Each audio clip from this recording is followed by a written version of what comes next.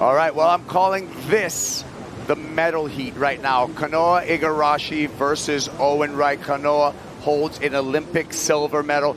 Owen Wright has an Olympic bronze medal, and they are matched up right now in this non-priority. The surfing is getting better. He's still experimenting a lot with equipment.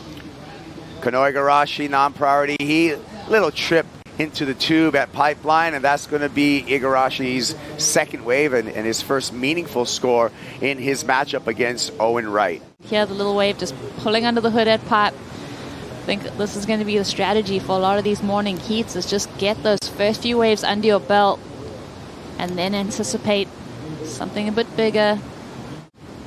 Paddle here for Igarashi.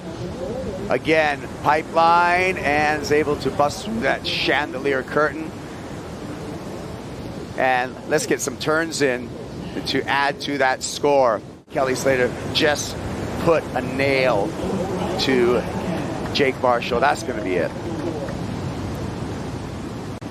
Owen Wright on a quick backdoor wave. This is what Owen got done. He's just trying to push the brace. You can tell there's a lot of chowder on the face from Kelly's wave previous. Those guys will be looking at Wright, so there might be a couple left, and I just snuck a couple of those. Yeah, and talk us about positioning out there today when you know that the swells could be hitting. Did you sort of know a certain time that it's meant to be coming through, so you could, find your positioning and not get caught by one of those, bigger sets? I knew there'd be forerunners at this, 8 o'clock, kind of 7, 8 o'clock, but I don't think till about 11 it's going to really fill in and start pulsing, but it should get big pretty quick today. And just judging by the ease in which he weaved through that first heat, we got a lot more Kelly to come. Speaking of that, K.Igarashi weaving through a nice backdoor runner. So we see Kanoa have a quick look here. He's going to kick out. He was literally probably sleeping at 7:30 a.m. I think that's more of the reason why he wanted the contest to kind of wait for the swell to fill in. It was more because he wanted to sleep in a little bit. But here we go, Owen Wright. Can he power through? He cannot. I love overlapping heats. You just see more waves. I mean, that's the simple equation. Some surf spots are built for overlapping, and pipe and backdoor really is. It deserves it, because you don't want to see really good waves go unridden, and this format really gets rid of that problem. Yeah, Owen Wright, I'd put him on the list as one of the best tube riders ever. The guy lives in the barrel. Here we go. K.Igarashi grabs his rail. Tight section to work with. Pulls in, nice and clean. Just gets clipped at the end, but is able to stay on his feet and get back out there.